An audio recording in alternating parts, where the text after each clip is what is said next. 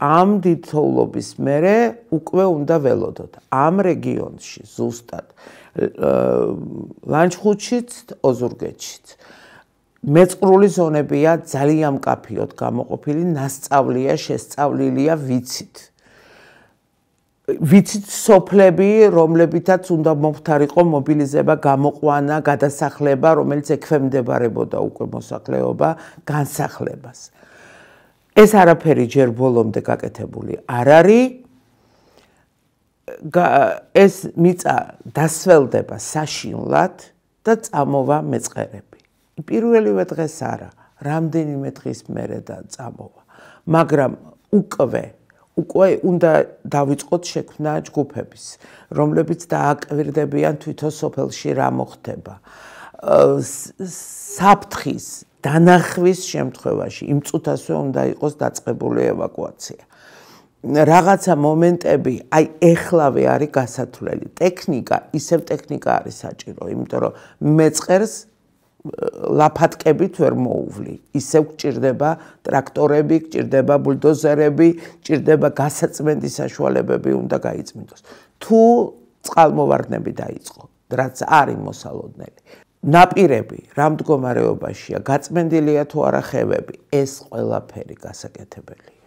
ბუნებრივი კატასტროფის დაძლევა შეუძლებელია მოხალისეობის ჩართულობის გარეშე. მე ვერ ხვდები, რატო უნდა იყოს ეს მიუღებელი რომელიმე ხელისუფლებისთვის. პირიქით. ბევრს ვერ შეძლებდა ხელისუფლება. იმიტომ რომ ოფროუდერების მანქანებს უყურებ მე, როგორ გადიან თავისუფლად. იმიტომ რომ მიჩვეულები არიან ამას. იციან როგორ უნდა იმოძრაონ ესეთ ექსტრემალურ მდგომარეობაში და პირიქით მთასვლებმა იციან როგორ იარონ მთაში. და აი გაყოფა საერთოდ ქართველების იქეთ ბანაკიდან და აქეთ ბანაკიდან ეს არის ყოვლად დაუშვებელი სტიქიური უბედურების დროს. გამოვიდა რომ მთელი სახელმწიფო ცხოვრობს სტიქიიდან სტიქიამდე.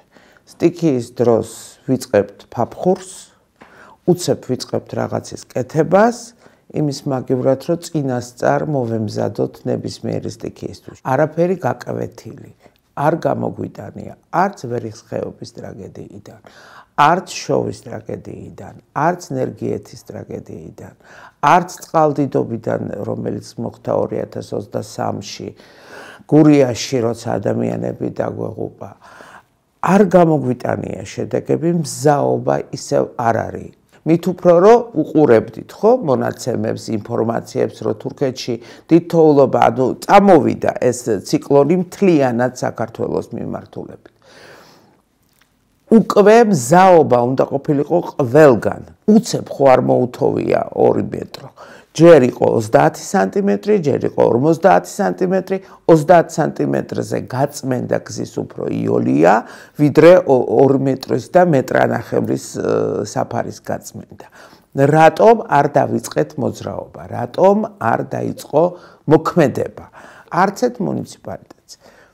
თითქმის ყველას, ვისაც დღეს უჭირს, აღმოჩნდა რომ მძიმე ტექნიკა არ აქვთ. ხალხი არ აქვთ. მომზადებული მობილიზებაში არ არის. რატომ არ იყო აღრიცხული ყველა კერძო პირი, ვისაც აქვს მაღალი გამავლობის მანქანები, ვისაც აქვს შესაძლებლობა, რომ ტრაქტორი ყავს ასეთი თუ ისეთი, ყოველ შემთხვევაში ხო არსებობს ეს ტრაქტორები სოფლებში. რატომ არ შეიძლებოდა საწვავის ჩასხმა, გამოყვანა ამ ხალხის და გაწმენდა გზების, თუნდაც ცენტრალური გზების იმისთვის, რომ მოსახლეობისთვის კავშირი სოფლებთან არ დაკარგულიყო. აღმოჩნდა, რომ ძალიან ბევრი მუნიციპალიტეტი მოუმზადებელი იყო, ვიღაცები მომზადებული იყო, ერთმანეთს ვეღარ უცვლიდნენ ინფორმაციას, იმიტომ რომ არ არსებობს ერთიანი სისტემა და კოორდინირებული ქმედებები. სად არის უსაფრთხოების საბჭო? რატომ არ შეიკრიბა დღემდე? სად არის კრიზისის მართვის ცენტრი, რომელიც გაკეთებულია მინისტრთა კაბინეტში? რატომ არ ჩაირთო ეს ყველაფერი დროზე? რატომ არ დაიწყო გაგაში? ეს ინფორმაცია ყველა მიიღო, ყველა სახელმწიფო მოხელე მიიღო.